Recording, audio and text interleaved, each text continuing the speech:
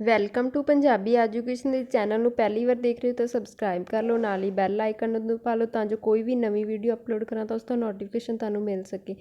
ਤੇ ਅਸੀਂ ਕਰ ਰਹੇ ਸੀ ਵਾਰਤਕਕਾਰ। ਲਾਸਟ ਵੀਡੀਓ ਵਿੱਚ ਅਸੀਂ ਕੀਤਾ ਸੀ ਡਾਕਟਰ ਨਰਿੰਦਰ ਕਪੂਰ ਤੇ ਗਿਆਨੀ ਗੁਰਦੀਪ ਸਿੰਘ। ਜੇ ਤੁਸੀਂ ਉਹ ਵੀਡੀਓ ਨਹੀਂ ਦੇਖੀ ਤਾਂ ਉਹਨਾਂ ਦਾ ਲਿੰਕ ਨੀਚੇ ਡਿਸਕ੍ਰਿਪਸ਼ਨ ਦੇ ਵਿੱਚ ਦਿੱਤਾ, ਉੱਥੇ ਜਾ ਕੇ ਤੁਸੀਂ ਚੈੱਕ ਕਰ ਲਿਓ। ਅੱਜ ਦੀ ਵੀਡੀਓ ਹੁਣ ਸਟਾਰਟ ਕਰਦੇ ਹਾਂ। ਪਹਿਲਾਂ ਦੇਖ ਲਓ, ਲਾਸਟ ਵੀਡੀਓ ਦੇ ਵਿੱਚ ਕੁਝ ਪ੍ਰਸ਼ਨ ਪੁੱਛੇ ਸੀ, ਬਹੁਤ ਵਧੀਆ ਲੱਗਿਆ, ਸਾਰਿਆਂ ਨੇ ਇੱਕ ਇੱਕ ਦਾ ਆਨਸਰ ਦਿੱਤਾ, ਪਰ ਤੁਹਾਡੇ ਇੱਕ ਇੱਕ ਦੇ ਨਾਲ ਕੀ ਆ ਸਾਰੇ ਸਵਾਲਾਂ ਦੇ ਜਵਾਬ ਹੀ ਮਿਲ ਗਏ। ਜਿਵੇਂ ਸੁਖਪਾਲ ਮਾਨ ਨੇ ਦੱਸਿਆ ਸੀ ਕਿ ਮੁਦਾਵਣੀ ਬਾਣੀ ਕਿਹਦੀ ਆ, ਗੁਰੂ ਅਰਜਨ ਦੇਵ ਜੀ ਦੀ। ਉਸ ਤੋਂ ਬਾਅਦ ਇਹਨਾਂ ਨੇ ਵੀ ਸਹੀ ਦੱਸਿਆ, ਟਿੰਕੂ ਸਿਆਣੀ ਨੇ। ਅੱਗੇ ਹੈ ਮਨਪ੍ਰੀਤ ਨੇ ਦੱਸਿਆ ਸੀ ਜਿਹੜੀ ਸਪਤਰਿਸ਼ੀ ਕੀ ਆ, ਇਕਾਂਗੀ ਆ, ਤੇ ਕਿਹਦੀ ਆ, ਡਾਕਟਰ ਹਰਚਰਨ ਸਿੰਘ ਦੀ। ਉਸ ਤੋਂ ਬਾਅਦ ਹਰਪ੍ਰੀਤ ਨੇ ਵੀ ਸਹੀ ਦੱਸਿਆ ਸੀ ਕਿ ਬਲਵੰਤ ਗਾਰਗੀ ਦਾ ਜਿਹੜਾ ਸਫ਼ਰਨਾਮਾ ਉਹ ਕਿਹੜਾ, ਪਤਾਲ ਦੀ ਧਰਤੀ। ਤੇ ਗੁਰਬਖਸ਼ ਸਿੰਘ ਪ੍ਰੀਤਲੜੀ ਦਾ ਸਫ਼ਰਨਾਮਾ ਗੁਰਪ੍ਰੀਤ ਨੇ ਦੱਸਤਾ ਸੀ ਕਿ ਦੁਨੀਆ ਇੱਕ ਮਹੱਲ। ਇੱਥੇ ਤੁਹਾਡੇ ਕਮੈਂਟ ਦਿਖਾਉਣ ਦਾ ਮਤਲਬ ਇਹ ਸੀ ਕਿ ਜਿਨ੍ਹਾਂ ਨੂੰ ਹਜੇ ਵੀ ਉਹਨਾਂ ਪ੍ਰਸ਼ਨਾਂ ਦੇ ਉੱਤਰ ਨਹੀਂ ਪਤਾ ਚੱਲੇ ਉਹ ਸਾਰੇ ਦੇਖ ਲੈਣ। ਅੱਗੇ ਵੀ ਆਪਣੇ ਜਵਾਬ ਇਸ ਤਰ੍ਹਾਂ ਹੀ ਦਿੰਦੇ ਰਹੋ। ਹੁਣ ਕਰਦੇ ਹਾਂ ਅੱਜ ਦੇ ਪ੍ਰਸ਼ਨ। ਸਾਡਾ ਪਹਿਲਾ ਪ੍ਰਸ਼ਨ ਹੈ, ਪ੍ਰੋਫੈਸਰ ਪਿਆਰਾ ਸਿੰਘ ਪਦਮ ਦਾ ਸੰਬੰਧ ਕਿਹੜੀ ਚੀਜ਼ ਲਿਖਣ ਨਾਲ ਨਹੀਂ ਹੈ? ਨਿਬੰਧ, ਇਤਿਹਾਸ, ਕਵਿਤਾ ਜਾਂ ਖੋਜ? ਤਾਂ ਪ੍ਰੋਫੈਸਰ ਪਿਆਰਾ ਸਿੰਘ ਪਦਮ ਨੇ ਖੋਜ ਵੀ ਕੀਤੀ ਸੀ, ਇਤਿਹਾਸ ਬਾਰੇ ਵੀ ਉਹਨਾਂ ਨੇ ਲਿਖਿਆ, ਨਿਬੰਧ ਵੀ ਲਿਖਿਆ, ਤੇ ਕਵਿਤਾ ਉਹਨਾਂ ਨੇ ਜਿਹੜੀ ਆ ਨਹੀਂ ਲਿਖੀ ਸੀ। ਅੱਗੇ ਹੈ, ਪ੍ਰੋਫੈਸਰ ਪਿਆਰਾ ਸਿੰਘ ਪਦਮ ਦਾ ਜਨਮ ਕਿਹੜੇ ਸਾਲ ਦੇ ਵਿੱਚ ਹੋਇਆ ਸੀ? 1924 ਦੇ ਵਿੱਚ, 1921, 1926 ਜਾਂ 1919 ਦੇ ਵਿੱਚ? ਤਾਂ ਪ੍ਰੋਫੈਸਰ ਪਿਆਰਾ ਸਿੰਘ ਪਦਮ ਦਾ ਜਿਹੜਾ ਜਨਮ ਸੀ ਉਹ ਹੋਇਆ ਸੀ 28 ਦਸੰਬਰ 1921 ਨੂੰ, ਤੇ ਹੋਇਆ ਕਿੱਥੇ ਸੀ? ਪਿੰਡ ਘੁਗਰਾਣਾ, ਪਰਗਨਾ, ਜ਼ਿਲ੍ਹਾ ਲੁਧਿਆਣਾ ਦੇ ਵਿੱਚ। ਅਗਲਾ ਪ੍ਰਸ਼ਨ ਹੈ, ਆਪਣੇ ਸਵੈ ਅਧਿਐਨ ਸਮੇਂ ਪ੍ਰੋਫੈਸਰ ਪਿਆਰਾ ਸਿੰਘ ਪਦਮ ਨੇ ਕਿਹੜੀ ਭਾਸ਼ਾ ਦੇ ਸਾਹਿਤ ਨੂੰ ਵਧੇਰੇ ਪੜ੍ਹਿਆ ਸੀ? ਪੰਜਾਬੀ, ਉਰਦੂ, ਹਿੰਦੀ ਜਾਂ ਊੜਾ ਤੇ ਈੜੀ ਦੋਨੋਂ ਹੀ? ਤਾਂ ਪ੍ਰੋਫੈਸਰ ਪਿਆਰਾ ਸਿੰਘ ਪਦਮ ਨੇ ਜਿਹੜੇ ਭਾਸ਼ਾਵਾਂ ਜ਼ਿਆਦਾ ਪੜ੍ਹੀਆਂ ਉਹ ਕਿਹੜੀਆਂ ਨੇ? ਪੰਜਾਬੀ ਤੇ ਹਿੰਦੀ। ਪੰਜਾਬੀ ਦੇ ਵਿੱਚ ਉਹਨਾਂ ਨੇ ਕੀ ਕਿਹਾ, ਗਿਆਨੀ ਕੀਤੀ ਸੀ, ਤੇ ਹਿੰਦੀ ਦੇ ਵਿੱਚ ਪ੍ਰਭਾਕਰ। ਇਸ ਲਈ ਸੱਸਾ ਆਪਸ਼ਨ ਕੀ ਆ, ਠੀਕ ਹੋ ਜਾਂਦਾ, ਊੜਾ ਤੇ ਈੜੀ ਦੋਨੋਂ ਹੀ। ਅਗਲਾ ਪ੍ਰਸ਼ਨ ਹੈ, ਪ੍ਰੋਫੈਸਰ ਪਿਆਰਾ ਸਿੰਘ ਪਦਮ ਨੇ ਮਿਸ਼ਨਰੀ ਦਾ ਕੋਰਸ ਕਿਹੜੇ ਸ਼ਹਿਰ ਤੋਂ ਕੀਤਾ ਸੀ? ਪਟਿਆਲਾ, ਦਿੱਲੀ, ਅੰਮ੍ਰਿਤਸਰ ਜਾਂ ਜਲੰਧਰ?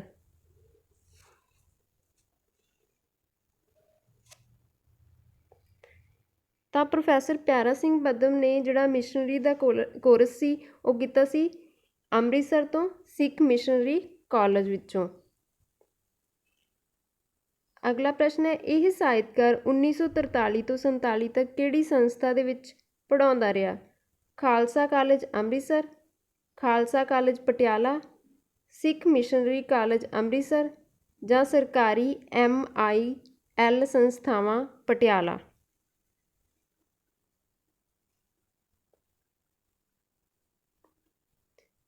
ਤਾਂ ਜਿਹੜੇ ਪਿਆਰਾ ਸਿੰਘ ਪਦਮ ਸੀ ਉਹਨਾਂ ਨੇ 1943 ਤੋਂ 47 ਤੱਕ ਸਿੱਖ ਮਿਸ਼ਨਰੀ ਕਾਲਜ ਅੰਮ੍ਰਿਤਸਰ ਦੇ ਵਿੱਚ ਪੜ੍ਹਾਇਆ ਸੀ। ਅੱਗੇ ਪ੍ਰਸ਼ਨ ਹੈ, ਪ੍ਰੋਫੈਸਰ ਪਿਆਰਾ ਸਿੰਘ ਪਦਮ ਸ਼੍ਰੋਮਣੀ ਗੁਰਦੁਆਰਾ ਪ੍ਰਬੰਧਕ ਕਮੇਟੀ ਦਾ ਸੰਪਾਦਨ ਕਰਦਾ ਰਿਹਾ? ਗੁਰਮਤਿ ਪ੍ਰਕਾਸ਼ ਦਾ, ਗੁਰੂ ਸੰਗਤ ਦਾ, ਗੁਰਦੁਆਰਾ ਗਜ਼ਟ ਜਾਂ ਸੀਸਗੰਜ? ਤਾਂ ਇਹਦਾ ਸਹੀ ਆਨਸਰ ਹੈ ਈੜੀ, ਗੁਰਦੁਆਰਾ ਗਜ਼ਟ। ਅੱਗੇ ਹੈ, ਪ੍ਰੋਫੈਸਰ ਪਦਮ ਨੇ 1950 ਤੋਂ 65 ਤੱਕ ਕਿਸ ਸੰਸਥਾ ਦੇ ਵਿੱਚ ਨੌਕਰੀ ਕੀਤੀ?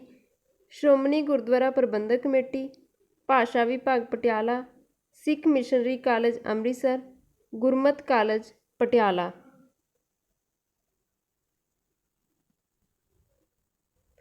ਤਾਂ ਜਿਹੜੇ ਪਿਆਰਾ ਸਿੰਘ ਪਦਮ ਸੀ ਉਹਨਾਂ ਨੇ 1950 ਤੋਂ 65 ਤੱਕ ਕਿੱਥੇ ਆ?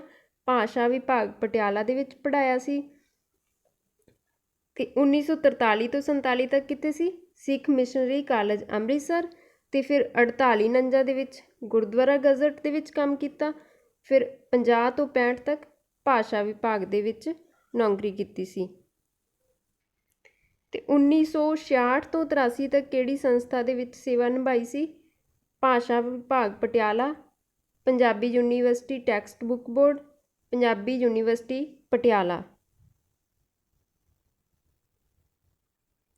ਤਾਂ 1966 ਤੋਂ 83 ਤੱਕ ਉਹਨਾਂ ਨੇ ਪੰਜਾਬੀ ਯੂਨੀਵਰਸਿਟੀ ਪਟਿਆਲਾ ਦੇ ਵਿੱਚ ਸੇਵਾ ਕੀਤੀ ਸੀ। ਅਗਲਾ ਪ੍ਰਸ਼ਨ ਹੈ, ਇਹਨਾਂ ਵਿੱਚੋਂ ਕਿਹੜੀ ਪੁਸਤਕ ਪ੍ਰੋਫੈਸਰ ਪਿਆਰਾ ਸਿੰਘ ਪਦਮ ਦੀ ਲਿਖੀ ਹੋਈ ਨਹੀਂ ਹੈ? ਹਿੰਦੁਸਤਾਨੀ ਕਲਾ, 16 ਕਲਾ, ਹਿੰਦੁਸਤਾਨੀ ਕਵਿਤਾ, ਕਲਾ ਤੇ ਕਲਾਕਾਰ, ਕਲਮ ਦੇ ਧਨੀ। ਤਾਂ ਪ੍ਰੋਫੈਸਰ ਪਿਆਰਾ ਸਿੰਘ ਪਦਮ ਨੇ ਹਿੰਦੁਸਤਾਨੀ ਕਲਾ ਤੇ 16 ਕਲਾ ਪੁਸਤਕ ਵੀ ਲਿਖੀ ਸੀ, ਹਿੰਦੁਸਤਾਨੀ ਕਵਿਤਾ ਵੀ ਲਿਖੀ ਸੀ, ਤੇ ਕਿਹੜੀ ਨਹੀਂ ਲਿਖੀ? ਕਲਾ ਤੇ ਕਲਾਕਾਰ, ਕਲਮ ਦੇ ਧਨੀ ਵੀ ਉਹਨਾਂ ਦੀ ਪੁਸਤਕ ਆ। ਅੱਗੇ ਹੈ, ਇਹਨਾਂ ਵਿੱਚੋਂ ਕਿਹੜੀ ਪੁਸਤਕ ਦਾ ਕਰਤਾ ਪ੍ਰੋਫੈਸਰ ਪਿਆਰਾ ਸਿੰਘ ਪਦਮ ਨਹੀਂ ਹੈ? ਗੁਰੂ ਗੋਬਿੰਦ ਸਿੰਘ ਜੀ ਦਾ ਭਾਰਤੀ ਸਾਹਿਤ ਨੂੰ ਯੋਗਦਾਨ, ਬਚਿੱਤਰ ਨਾਟਕ ਦਰਸ਼ਨ, ਦਸਮ ਗ੍ਰੰਥ ਦਰਸ਼ਨ, ਗੁਰੂ ਗੋਬਿੰਦ ਸਿੰਘ ਦੇ ਦਰਬਾਰੀ ਕਵੀ।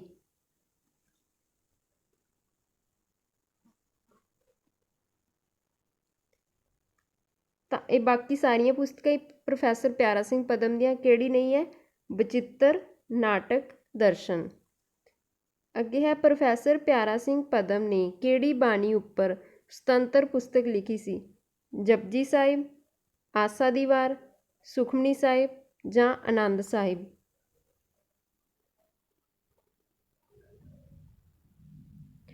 ਤਾਂ ਪ੍ਰੋਫੈਸਰ ਪਿਆਰਾ ਸਿੰਘ ਪਦਮ ਨੇ ਆਸਾ ਦੀ ਵਾਰ ਤੇ ਕੀਆ ਸੁਤੰਤਰ ਪੁਸਤਕ ਲਿਖੀ ਸੀ। ਅਗਲਾ ਪ੍ਰਸ਼ਨ ਹੈ, ਪ੍ਰੋਫੈਸਰ ਪਿਆਰਾ ਸਿੰਘ ਪਦਮ ਨੇ ਪੰਜਾਬੀ ਸਾਹਿਤ ਦੇ ਇਤਿਹਾਸ ਬਾਰੇ ਆਪਣੀ ਪੁਸਤਕ ਕਿਸ ਨਾਂ ਅਧੀਨ ਪ੍ਰਕਾਸ਼ਿਤ ਕਰਵਾਈ ਹੈ? ਨਵੀਨ ਪੰਜਾਬੀ ਸਾਹਿਤ ਦਾ ਇਤਿਹਾਸ, ਪੰਜਾਬੀ ਸਾਹਿਤ ਇੱਕ ਅਧਿਐਨ, ਪੰਜਾਬੀ ਸਾਹਿਤ ਦੀ ਰੂਪਰੇਖਾ ਜਾਂ ਜਥੇਬੰਦੀ ਪੰਜਾਬੀ ਸਾਹਿਤ ਦਾ ਇਤਿਹਾਸ।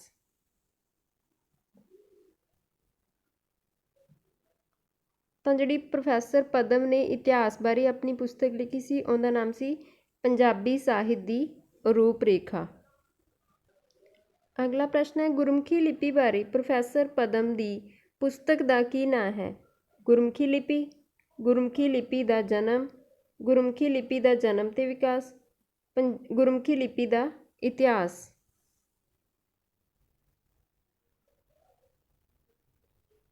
ਤਾਂ ਪ੍ਰੋਫੈਸਰ ਪਿਆਰਾ ਸਿੰਘ ਪਦਮ ਨੇ ਗੁਰਮੁਖੀ ਲਿਪੀ ਬਾਰੇ ਪੁਸਤਕ ਲਿਖੀ ਸੀ, ਉਹਦਾ ਨਾਮ ਸੀ ਗੁਰਮੁਖੀ ਲਿਪੀ ਦਾ ਇਤਿਹਾਸ। ਸਾਹਿਤ ਦੇ ਇਤਿਹਾਸ ਬਾਰੇ ਹੋ ਗਈ ਪੰਜਾਬੀ ਸਾਹਿਤ ਦੀ ਰੂਪਰੇਖਾ, ਤੇ ਗੁਰਮੁਖੀ ਬਾਰੇ ਹੋ ਗਈ ਗੁਰਮੁਖੀ ਲਿਪੀ ਦਾ ਇਤਿਹਾਸ।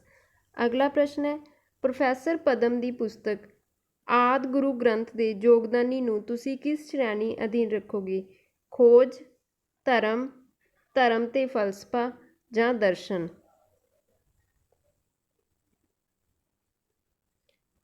ਤਾਂ ਜਿਹੜੀ ਪ੍ਰੋਫੈਸਰ ਪਿਆਰਾ ਸਿੰਘ ਦੀ ਪੁਸਤਕ ਆ ਆਦਿ ਗੁਰੂ ਗ੍ਰੰਥ ਦੇ ਯੋਗਦਾਨੀ, ਤਾਂ ਉਹ ਹੈ ਧਰਮ ਤੇ ਫਲਸਫਾ ਸ਼੍ਰੇਣੀ ਦੇ ਵਿੱਚ ਆਉਂਦੀ ਹੈ। ਅੱਗੇ ਹੈ, ਨਾਮਧਾਰੀ ਸੰਸਥਾ ਅਤੇ ਉਸ ਦੇ ਸਾਹਿਤ ਬਾਰੇ ਜਾਣਕਾਰੀ ਪ੍ਰੋਫੈਸਰ ਪਿਆਰਾ ਸਿੰਘ ਪਦਮ ਦੀ ਕਿਹੜੀ ਪੁਸਤਕ ਵਿੱਚੋਂ ਮਿਲਦੀ ਹੈ? ਸਿੱਖ ਸੰਪਰਦਾਵਲੀ, ਪੰਜਾਬ ਦੀ ਗੌਰਵ ਗਾਥਾ, ਸੰਖੇਪ ਸਿੱਖ ਇਤਿਹਾਸ, ਪੰਜਾਬੀ ਬੋਲੇ।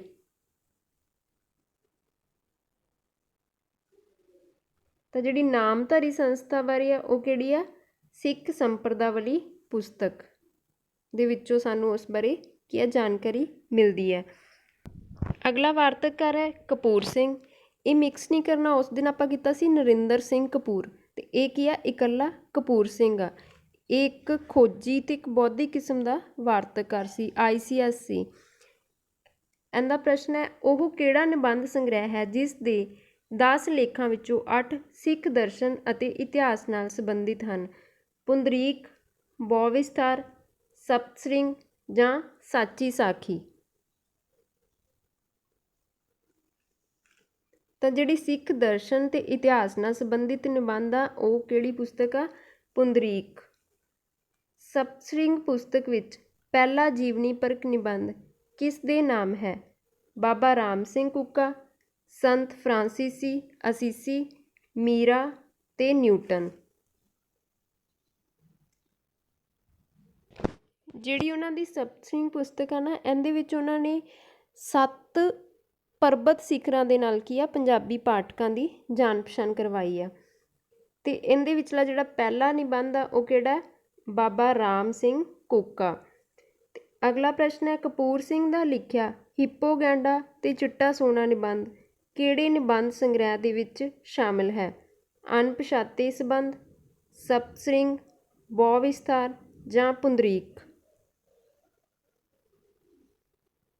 ਇਹ ਸਾਰੇ ਨਿਬੰਧ ਵੀ ਉਹਨਾਂ ਦੇ ਆ, ਇਹ ਵੀ ਯਾਦ ਰੱਖ ਲਿਓ। ਤੇ ਕਿਹੜੇ ਨਿਬੰਧ ਸੰਗ੍ਰਹਿ ਦੇ ਵਿੱਚ ਆ? ਹਿੱਪੋਗੈਂਡਾ ਤੇ ਚਿੱਟਾ ਸੋਨਾ ਪੁੰਡਰੀਕ ਦੇ ਵਿੱਚ। ਅਗਲਾ ਪ੍ਰਸ਼ਨ ਹੈ, ਸਪਤ ਸ੍ਰਿੰਗ ਵਿੱਚ ਕਿਸ ਦਾ ਜੀਵਨ ਚਰਿੱਤਰ ਸ਼ਾਮਲ ਨਹੀਂ ਹੈ? ਮਹਾਤਮਾ ਗਾਂਧੀ ਤੇ ਮੌਲਾਨਾ ਆਜ਼ਾਦ, ਬਾਬਾ ਰਾਮ ਸਿੰਘ ਕੂਕਾ ਤੇ ਨਿਊਟਨ, ਸੰਤ ਫਰਾਂਸੀਸੀ ਅਸੀਸੀ, ਸ਼ੰਕਰਾਚਾਰੀ, ਮੀਰਾਬਾਈ ਤੇ ਗੌਤਮ ਬੁੱਧ। ਸਪਤ ਸ੍ਰਿੰਗ ਦੇ ਵਿੱਚ ਕਿਹਦਾ ਚਰਿੱਤਰ ਸ਼ਾਮਲ ਨਹੀਂ ਹੈ? ਮਹਾਤਮਾ ਗਾਂਧੀ ਤੇ ਮੌਲਾਨਾ ਆਜ਼ਾਦ ਦਾ। ਤੇ ਇਹਦੇ ਵਿੱਚ ਕੀ ਆ? 7 ਪਾਠਕਾਂ ਦੇ ਜੀਵਨੀਆਂ ਨੂੰ ਪੇਸ਼ ਕੀਤਾ। ਉਹ ਕਿਹੜੇ ਕਿਹੜੇ 7 ਆ? ਜੇ ਉਹਨਾਂ ਦੇ ਨਾਮ ਆਉਂਦੇ ਤਾਂ ਜ਼ਰੂਰ ਕਮੈਂਟ ਕਰਕੇ ਦੱਸਿਓ। ਅਗਲਾ ਪ੍ਰਸ਼ਨ ਹੈ, ਸਰਦਾਰ ਕਪੂਰ ਸਿੰਘ ਦੇ ਨਿਬੰਧ ਸੰਗ੍ਰਹਿਾਂ ਵਿੱਚ ਸ਼ਾਮਿਲ ਹੈ ਪੁੰਡਰੀਕ, ਬਹੁ ਵਿਸਥਾਰ, ਸਪਤ ਸ੍ਰਿੰਗ ਜਾਂ ਇਹ ਸਾਰੇ ਹੀ? ਤਾਂ ਸਰਦਾਰ ਕਪੂਰ ਸਿੰਘ ਦੇ ਇਹ ਸਾਰੇ ਹੀ ਨਿਬੰਧ ਨੇ। ਪੁੰਡਰੀਕ ਨਿਬੰਧ ਵੀ ਉਹਨਾਂ ਦਾ, ਬਹੁ ਵਿਸਥਾਰ ਵੀ ਤੇ ਸਪਤ ਸ੍ਰਿੰਗ ਵੀ। ਇੱਕ ਹੋਰ ਕੰਮ ਕਰਿਓ, ਡਾਕਟਰ ਨਰਿੰਦਰ ਸਿੰਘ ਕਪੂਰ ਤਾਂ ਆਪਾਂ ਕਰ ਲਿਆ ਸੀ, ਉਹਨਾਂ ਦੇ ਕਿਹੜੇ ਨਿਬੰਧ ਸੀ ਉਹ ਤੁਹਾਨੂੰ ਯਾਦ ਹੋ ਗਏ ਹੋਣੇ ਆ, ਉਹ ਜ਼ਰੂਰ ਕਮੈਂਟ ਕਰਕੇ ਦੱਸਿਓ। ਤੇ ਫਿਰ ਇਹ ਦੋਨੋਂ ਦਾ ਕੰਪੈਰੀਜ਼ਨ ਕਰਕੇ ਤੁਹਾਨੂੰ ਕੀ ਆ ਸੌਖੇ ਯਾਦ ਹੋ ਜਾਣ। ਅਗਲਾ ਪ੍ਰਸ਼ਨ ਹੈ, ਸਰਦਾਰ ਕਪੂਰ ਸਿੰਘ ਦਾ ਉਹ ਕਿਹੜਾ ਨਿਬੰਧ ਸੰਗ੍ਰਹਿ ਹੈ ਜਿਸ ਵਿੱਚ ਉਸ ਦੀ ਜੀਵਨੀ ਪਰਖ ਨਿਬੰਧ ਸ਼ਾਮਲ ਹਨ? ਸਾਚੀ ਸਾਖੀ, ਸਪਤ ਸ੍ਰਿੰਗ, ਬਹੁ ਵਿਸਥਾਰ ਜਾਂ ਪੁੰਡਰੀਕ। ਇਹ ਤਾਂ ਆਪਾਂ ਹੁਣੇ ਕੀਤਾ ਹੈ। ਕਿਹੜਾ ਨਿਬੰਧ ਆ? ਸਪਤ ਸ੍ਰਿੰਗ। ਅਗਲਾ ਪ੍ਰਸ਼ਨ ਹੈ, ਵਾਰਤਕਾਰ ਕਪੂਰ ਸਿੰਘ ਦੇ ਇਤਿਹਾਸਿਕ ਅਤੇ ਧਾਰਮਿਕ ਨਿਬੰਧ ਕਿਹੜੀ ਪੁਸਤਕ ਦੇ ਵਿੱਚ ਸ਼ਾਮਲ ਨੇ? ਪੁੰਡਰੀਕ, ਸਪਤ ਸ੍ਰਿੰਗ, ਬਹੁ ਵਿਸਥਾਰ ਜਾਂ ਸਾਚੀ ਸਾਖੀ।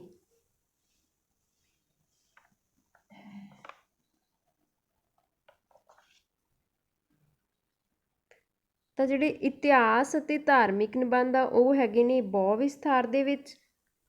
ਪਹਿਲਾ ਪ੍ਰਸ਼ਨ ਆਪਾਂ ਕਿਹੜਾ ਕੀਤਾ ਸੀ? ਸਿੱਖ ਦਰਸ਼ਨ ਤੇ ਇਤਿਹਾਸ ਦੇ ਨਿਬੰਧ ਕਿਹੜੇ ਵਿੱਚ ਆ? ਉਹ ਹੈਗੇ ਸੀ ਪੁੰਡਰੀਕ ਦੇ ਵਿੱਚ। ਇਹ ਹੈਗੇ ਆ ਇਤਿਹਾਸਿਕ ਤੇ ਧਾਰਮਿਕ ਨਿਬੰਧ। ਅਗਲਾ ਪ੍ਰਸ਼ਨ ਹੈ, ਸਰਦਾਰ ਕਪੂਰ ਸਿੰਘ ਦੀ ਉਹ ਕਿਹੜੀ ਵਾਰਤਕ ਰਚਨਾ ਹੈ ਜਿਸ ਵਿੱਚ ਉਸ ਦਾ ਆਪਣੇ ਜੀਵਨ ਸਮਾਚਾਰ ਅਤੇ ਇਤਿਹਾਸ ਸਮੋਇਆ ਹੋਇਆ ਹੈ? ਪੁੰਡਰੀਕ, ਸਾਚੀ ਸਾਖੀ, ਬਹੁ ਵਿਸਥਾਰ ਜਾਂ ਸਪਤ ਸ੍ਰਿੰਗ। ਤਾਂ ਜਿਹੜਾ ਕਪੂਰ ਸਿੰਘ ਦਾ ਸਾਚੀ ਸਾਖੀ ਨਿਬੰਧ ਆ ਉਸ ਦੇ ਵਿੱਚ ਉਸਦੀ ਕੀ ਆ ਨਿੱਜੀ ਜੀਵਨ ਦੇ ਤਜਰਬੇ ਆ, ਉਸ ਦੇ ਸਰਕਾਰ ਦੇ ਵੱਲੋਂ ਹੋਈਆਂ ਵਧੀਕੀਆਂ ਨੇ ਤੇ ਇਤਿਹਾਸਿਕ ਤੱਥ ਜਿਹੜੇ ਉਹ ਸਾਰੇ ਕੀ ਆ ਸਾਚੀ ਸਾਖੀ ਦੇ ਵਿੱਚ ਉਸਨੇ ਦੱਸੇ ਆ। ਅੱਗੇ ਹੈ, ਸਪਤ ਸ੍ਰਿੰਗ ਪੁਸਤਕ ਵਿੱਚ ਇਹਨਾਂ ਚੋਂ ਕਿਸ ਰਚਨਾ ਬਾਰੇ ਸ਼ਾਮਲ ਨਹੀਂ ਹੈ? ਬਾਬਾ ਰਾਮ ਸਿੰਘ, ਸ਼ੰਕਰਾਚਾਰੀਆ, ਮੀਰਾਬਾਈ ਜਾਂ ਮਹਾਤਮਾ ਗਾਂਧੀ। ਕਿਸ ਦੀ ਜੀਵਨੀ ਨਹੀਂ ਸ਼ਾਮਲ ਕੀਤੀ ਸਪਤ ਸ੍ਰਿੰਗ ਦੇ ਵਿੱਚ? ਮਹਾਤਮਾ ਗਾਂਧੀ ਦੀ। ਸਪਤ ਸ੍ਰਿੰਗ ਪੁਸਤਕ ਵਿੱਚ ਕਪੂਰ ਸਿੰਘ ਨੇ ਕਿਹੜੀ ਮਾਰਕਸਵਾਦੀ ਚਿੰਤਕ ਦੇ ਚਰਿੱਤਰ ਨੂੰ ਪੇਸ਼ ਕੀਤਾ ਹੈ? ਨਿਊਟਨ, ਸੈਂਟ ਫਰਾਂਸਿਸ ਅਸੀਸੀ, ਰੋਜ਼ਾ ਲਕਸਮਬਰਗ ਜਾਂ ਇਹਨਾਂ ਵਿੱਚੋਂ ਕੋਈ ਵੀ ਨਹੀਂ। ਇਹ ਸਾਰਿਆਂ ਦਾ ਚਰਿੱਤਰ ਤਾਂ ਉਸਨੇ ਆਪਣੀ ਸਪਤ ਸ੍ਰਿੰਗ ਪੁਸਤਕ ਵਿੱਚ ਪੇਸ਼ ਕੀਤਾ, ਪਰ ਮਾਰਕਸਵਾਦੀ ਚਿੰਤਕ ਕਿਹੜਾ ਹੈ? ਉਹ ਹੈ ਈਡੀ ਰੋਜ਼ਾ ਲਕਸਮਬਰਗ। ਅਗਲਾ ਪ੍ਰਸ਼ਨ ਹੈ, ਗੁਰੂ ਨਾਨਕ ਬਾਰੇ ਨਿਬੰਧ ਵਿੱਚ ਲੇਖਕ ਨੇ ਗੁਰੂ ਜੀ ਬਾਰੇ ਕੀ ਦਿੱਤਾ ਹੈ? ਅਧਿਆਤਮਵਾਦ, ਕਿਰਤ ਕਰੋ ਤੇ ਨਾਮ ਜਪੋ, ਵੰਡ ਛਕਣ ਦੀ ਵਿਚਾਰਧਾਰਾ, ਗ੍ਰਹਿਸਥ ਧਰਮ ਦੀ ਮਹੱਤਤਾ ਜਾਂ ਇਹ ਸਾਰੇ ਹੀ? ਤਾਂ ਕਪੂਰ ਸਿੰਘ ਨੇ ਗੁਰੂ ਨਾਨਕ ਨਾਮ ਵਾਲਾ ਜਿਹੜਾ ਨਿਬੰਧ ਸੀ ਉਹਦੇ ਵਿੱਚ ਇਹਨਾਂ ਸਾਰਿਆਂ ਬਾਰੇ ਹੀ ਗੱਲ ਕੀਤੀ ਆ, ਤੇ ਇਸ ਲਈ ਹਾਂ ਜਿਹੜੀ ਆਪਸ਼ਨ ਆ ਇਹ ਸਾਰੇ ਹੀ ਠੀਕ ਹੋ ਜਾਂਦੀ ਹੈ। ਅਗਲਾ ਪ੍ਰਸ਼ਨ ਹੈ, ਮਹਾਰਾਜਾ ਰਣਜੀਤ ਸਿੰਘ ਦੀ ਭਾਸ਼ਾ ਨੀਤੀ, ਲੱਖ ਅਗਾਸਾਂ ਅਗਾਸ ਤੇ ਛੇ ਦਰਸ਼ਨ ਆਦਿ ਨਿਬੰਧਕਾਰ ਕਪੂਰ ਸਿੰਘ ਨੇ ਕਿਹੜੀ ਵਾਰਤਕ ਰਚਨਾ ਵਿੱਚ ਸ਼ਾਮਲ ਨੇ? ਬਹੁ ਵਿਸਥਾਰ ਦੇ ਵਿੱਚ, ਪੁੰਡਰੀਕ, ਸਪਤਸਿੰਗ ਜਾਂ ਸਾਚੀ ਸਾਖੀ।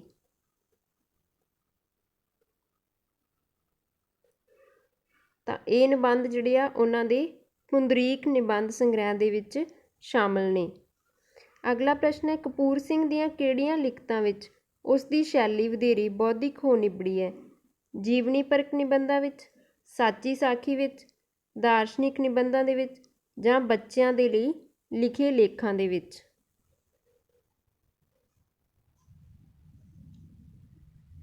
ਕਪੂਰ ਸਿੰਘ ਦੀ ਸ਼ੈਲੀ ਦੀ ਵਿਸ਼ੇਸ਼ਤਾ ਇਹ ਹੈ ਕਿ ਉਹਨਾਂ ਦੀ ਸ਼ੈਲੀ ਜਿਹੜੀ ਆ ਬੜੀ ਸਰਲ ਤੇ ਸਪਸ਼ਟ ਸੀ, ਪਰ ਸਾਰੇ ਨਿਬੰਧਾਂ ਦੇ ਵਿੱਚ ਜਿਹੜੀ ਉਹਨਾਂ ਦੀ ਸ਼ੈਲੀ ਆ ਉਹ ਇੱਕੋ ਜਿਹੀ ਨਹੀਂ ਰਹਿੰਦੀ, ਉਹ ਵੱਖ-ਵੱਖ ਆ। ਜਿਵੇਂ ਬੱਚਿਆਂ ਦੇ ਲਈ ਲਿਖੇ ਨਿਬੰਧਾਂ ਵਿੱਚ ਉਹਨਾਂ ਦੀ ਸ਼ੈਲੀ ਕਿਹੜੀ ਸੀ? ਰੋਚਕ। ਤੇ ਜਿਹੜੀ ਬੌਧਿਕ ਸ਼ੈਲੀ ਆ ਉਹ ਕਿਹੜੇ ਨਿਬੰਧਾਂ ਵਿੱਚ ਸੀ? ਦਾਰਸ਼ਨਿਕ ਨਿਬੰਧਾਂ ਦੇ ਵਿੱਚ।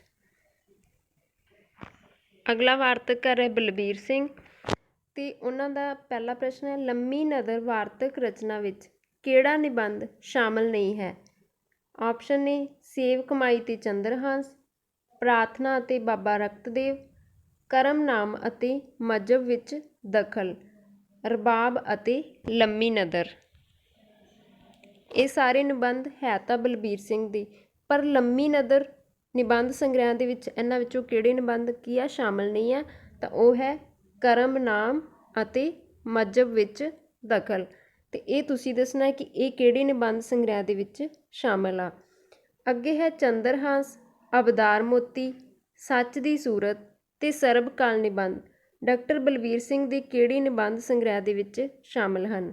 ਸ਼ੁੱਧ ਸਰੂਪ, ਕਲਮ ਦੀ ਕਰਾਮਾਤ, ਲੰਮੀ ਨਦਰ ਜਾਂ ਇਹਨਾਂ ਵਿੱਚੋਂ ਕੋਈ ਵੀ ਨਹੀਂ।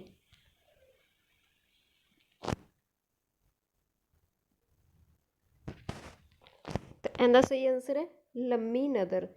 ਇਹ ਹੁਣ ਯਾਦ ਰੱਖ ਲਓ, ਲੰਮੀ ਨਦਰ ਦੇ ਵਿੱਚ ਕਿੰਨੇ ਨਿਬੰਧ ਆ? 9 ਨਿਬੰਧ ਆ। ਕਿਹੜੇ ਕਿਹੜੇ ਆਗੇ? ਸੇਵ ਕਮਾਈ ਤੇ ਚੰਦਰਹਾਸ, ਪ੍ਰਾਰਥਨਾ ਤੇ ਬਾਬਾ ਰਕਤਦੇਵ, ਰਬਾਬ ਅਤੇ ਲੰਮੀ ਨਦਰ, ਸ਼ੁੱਧ ਸਰੂਪ, ਕਲਮ ਦੀ ਕਰਾਮਾਤ ਤੇ ਇੱਕ ਲੰਮੀ ਨਦਰ ਹੀ ਨਿਬੰਧ ਆ। ਕਿਹੜੇ ਰਹਿ ਗਏ ਇਹਨਾਂ ਵਿੱਚੋਂ? ਹੋ ਗਏ ਨਾ 9 ਸਾਰੇ। ਅਗਲਾ ਪ੍ਰਸ਼ਨ ਹੈ, ਪੱਛਮੀ ਵਿਦਵਾਨਾਂ ਵਿੱਚੋਂ ਡਾਕਟਰ ਬਲਬੀਰ ਸਿੰਘ ਉੱਪਰ ਕਿਸ ਦਾ ਪ੍ਰਭਾਵ ਹੈ? ਜਾਰਜ ਇਲੀਅਟ, ਕਾਂਤ ਅਤੇ ਪਲੈਟੋ, ਕਾਰਲਾਈਲ ਅਤੇ ਕੀਟਸ ਜਾਂ ਰਸਕਿਨ ਤੇ ਹੋਰ ਸਾਰੇ ਹੀ। ਤਾਂ ਇਹਦਾ ਸਹੀ ਆਨਸਰ ਹੈ ਸੱਸਾ, ਇਹ ਸਾਰੇ ਹੀ ਉਹਨਾਂ ਦੇ ਨਿਬੰਧ ਸੰਗ੍ਰਹਿ ਵਿੱਚ ਸ਼ਾਮਲ ਹੈ। ਅੱਗੇ ਹੈ ਚੰਦਰਹਾਸ ਨਿਬੰਧ ਵਿੱਚ ਡਾਕਟਰ ਬਲਬੀਰ ਸਿੰਘ ਨੇ ਕੀ ਦੱਸਣ ਦਾ ਯਤਨ ਕੀਤਾ ਹੈ? ਬੇਗਾਨੀ ਇਸਤਰੀ ਨੂੰ ਵੇਖ ਕੇ ਮਨੁੱਖ ਦਾ ਸਦਾਚਾਰ ਡੋਲਣਾ ਨਹੀਂ ਚਾਹੀਦਾ, ਮਾੜੀ ਸੋਚਣੀ ਅਤੇ ਕਰਨੀ ਦਾ ਨਤੀਜਾ ਮਾੜਾ ਹੁੰਦਾ ਹੈ, ਚੰਦਰਕਾਂਤ ਦੇ ਜੀਵਨ ਸਮਾਚਾਰ ਦਿੱਤੇ ਆ ਜਾਂ ਇਹ ਸਾਰੇ ਹੀ। ਤਾਂ ਇਹਦਾ ਸਹੀ ਆਨਸਰ ਹੈ ਸੱਸਾ, ਇਹ ਸਾਰੇ ਹੀ ਉਹਨਾਂ ਨੇ ਚੰਦਰਹਾਸ ਨਿਬੰਧ ਦੇ ਵਿੱਚ ਦੱਸਿਆ। ਤੇ ਉਹਨਾਂ ਦੇ ਜਿਹੜੇ ਵਿਸ਼ੇ ਸੀ ਨਾ ਜ਼ਿਆਦਾਤਰ ਗੁਰਮਤ ਦੇ ਨਾਲ ਸੰਬੰਧਿਤ ਸੀ, ਇਸ ਲਈ ਉਹ ਕੀ ਆ ਮਨੁੱਖ ਨੂੰ ਸਿੱਧੇ ਰਸਤੇ 'ਤੇ ਚੱਲਣ ਦੀ ਸੇਧ ਦਿੰਦੇ ਆ। ਅੱਗੇ ਹੈ ਬਲਬੀਰ ਸਿੰਘ ਨੇ ਇਹਨਾਂ 'ਚੋਂ ਕਿਹੜੇ ਵਿਸ਼ੇ ਆਪਣੀ ਵਾਰਤਕ ਵਿੱਚ ਅਪਣਾਏ ਨੇ? ਧਰਮ ਤੇ ਦਰਸ਼ਨ, ਇਤਿਹਾਸ ਤੇ ਵਿਗਿਆਨ, ਕੋਮਲ ਹੁਨਰ ਜਾਂ ਇਹ ਸਾਰੇ ਹੀ।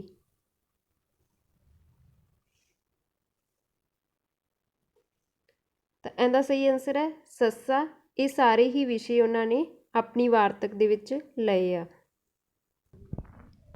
ਅਗਲਾ ਪ੍ਰਸ਼ਨ ਹੈ, ਇਹਨਾਂ ਵਿੱਚੋਂ ਕਿਹੜੀ ਡਾਕਟਰ ਬਲਬੀਰ ਸਿੰਘ ਦਾ ਨਿਬੰਧ ਰਚਨਾ ਨਹੀਂ ਹੈ? ਕਲਮ ਦੀ ਕਰਾਮਾਤ, ਲੰਮੀ ਨਦਰ, ਸ਼ੁੱਧ ਸਰੂਪ ਜਾਂ ਲੰਮੀਆਂ ਨਦਰਾਂ ਦੇ ਪੈਂਡੇ।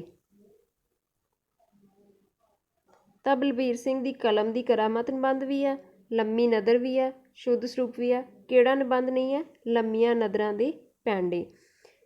ਅੱਗੇ ਹੈ ਬਲਬੀਰ ਸਿੰਘ ਦੀ ਵਾਰਤਕ ਦੀ ਤੁਲਨਾ ਇਹਨਾਂ ਵਿੱਚੋਂ ਕਿਹੜੇ ਅੰਗਰੇਜ਼ੀ ਸਾਹਿਤਕਾਰ ਨਾਲ ਕੀਤੀ ਜਾ ਸਕਦੀ ਹੈ?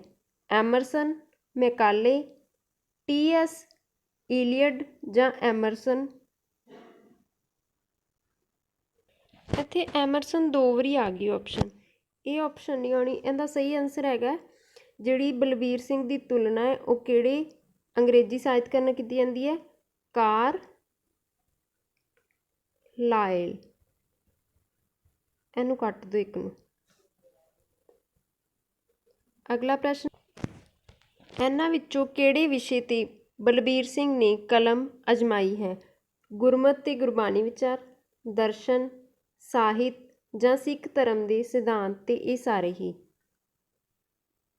ਇਹਦਾ ਸਹੀ ਆਨਸਰ ਹੈ ਸੱਸਾ। ਇਹਨਾਂ ਸਾਰਿਆਂ ਬਾਰੇ ਹੀ ਜਿਹੜਾ ਬਲਬੀਰ ਸਿੰਘ ਨੇ ਆਪਣੀ ਵਾਰਤਕ ਰਚਨਾ ਲਿਖੀ ਸੀ। ਅਗਲਾ ਪ੍ਰਸ਼ਨ ਹੈ, ਡਾਕਟਰ ਬਲਬੀਰ ਸਿੰਘ ਦੀ ਵਾਰਤਕ ਵਿਚਲੇ ਵਾਕਾਂ ਵਿੱਚ ਕਿਸ ਗੱਲ ਦੀ ਸਮਰੱਥਾ ਵੇਖਣ ਨੂੰ ਮਿਲਦੀ ਹੈ? ਪੜ੍ਹੇ ਜਾਣ ਦੀ, ਕਦੇ ਕਦੇ ਸਮਝੋ ਜਾਣ ਦੀ, ਸੂਤਰ ਬਣਨ ਦੀ ਜਾਂ ਬਹੁਤ ਲੰਮੇ ਹੋਣ ਦੀ।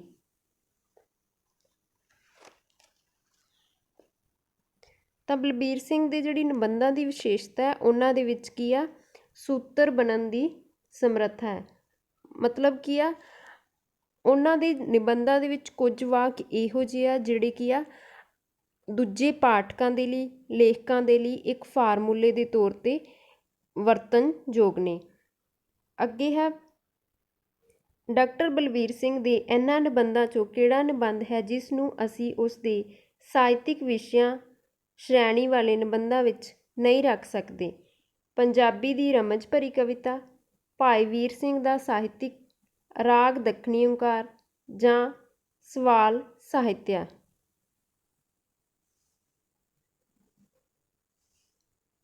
ਤਾਂ ਇਹਦਾ ਸਹੀ ਆਨਸਰ ਹੈ ਈੜੀ। ਜਿਹੜਾ ਰਾਗ ਦੱਖਣੀ ਓਂਕਾਰ ਆ ਉਹਨਾਂ ਦੇ ਸਾਹਿਤਿਕ ਵਿਸ਼ਿਆਂ ਵਾਲੇ ਨਿਬੰਧਾਂ ਦੇ ਵਿੱਚ ਸ਼ਾਮਲ ਨਹੀਂ ਹੈ।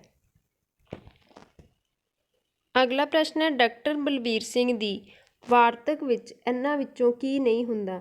ਇਤਿਹਾਸਿਕ ਵਾਤਾਵਰਨ, 1980 ਤੋਂ ਮਗਰੋਂ ਦੋ ਕਵੀਆਂ ਦੀਆਂ ਟੂਕਾਂ, ਮਿਥਿਹਾਸਿਕ ਕਥਾਵਾਂ ਜਾਂ ਦਾਰਸ਼ਨਿਕ ਦੇ ਵਿਚਾਰਾਂ ਦੇ ਹਵਾਲੇ।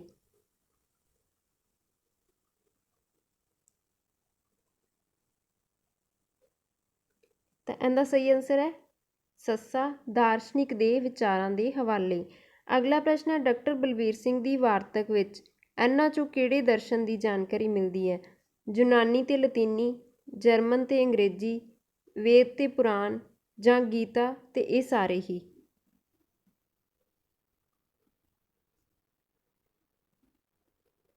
ਤਾਂ ਬਲਬੀਰ ਸਿੰਘ ਦੀ ਜਿਹੜੀ ਵਾਰਤਕ ਰਚਨਾ ਉਹਦੇ ਵਿੱਚ ਯੂਨਾਨੀ ਤੇ ਲਤੀਨੀ ਬਾਰੇ ਵੀ ਹੈ, ਜਰਮਨ ਤੇ ਅੰਗਰੇਜ਼ੀ ਵੀ, ਵੇਦ ਤੇ ਪੁਰਾਣ ਵੀ ਤੇ ਗੀਤਾ ਬਾਰੇ ਵੀ। ਇਸ ਲਈ ਸੱਸਾ ਆਪਸ਼ਨ ਕੀ ਆ ਸਹੀ ਹੋ ਜਾਂਦਾ ਹੈ। ਅੱਗੇ ਹੈ, ਡਾਕਟਰ ਬਲਬੀਰ ਸਿੰਘ ਨੇ ਪੰਜਾਬੀ ਸਾਹਿਤ 'ਚੋਂ ਕਿਸ ਵਿਸ਼ੇ ਉੱਪਰ ਵਿਸਥਾਰਪੂਰਵਕ ਚਰਚਾ ਕੀਤੀ ਸੀ? ਪੰਜਾਬੀ ਦੀ ਰੋਮਾਂਟਿਕ ਕਵਿਤਾ, ਪੰਜਾਬੀ ਦੀ ਪ੍ਰਗਤੀਵਾਦੀ ਕਵਿਤਾ ਜਾਂ ਪੰਜਾਬੀ ਦੀ ਰਮਜ ਭਰੀ ਕਵਿਤਾ, ਪੰਜਾਬੀ ਦੀ ਪ੍ਰਗਤੀਵਾਦੀ ਕਵਿਤਾ।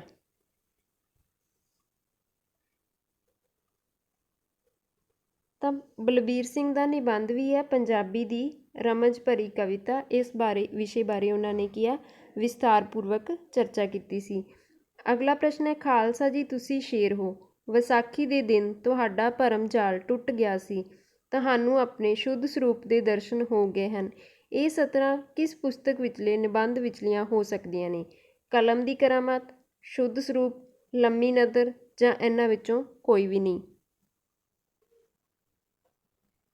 ਤਾਂ ਜਿਹੜੀਆਂ ਇਹ ਸਤਰਾਂ ਨੇ ਇਹ ਉਹਨਾਂ ਦੇ ਨਿਬੰਧ ਸ਼ੁੱਧ ਸਰੂਪ ਦੇ ਵਿੱਚ ਦਰਜ ਨੇ।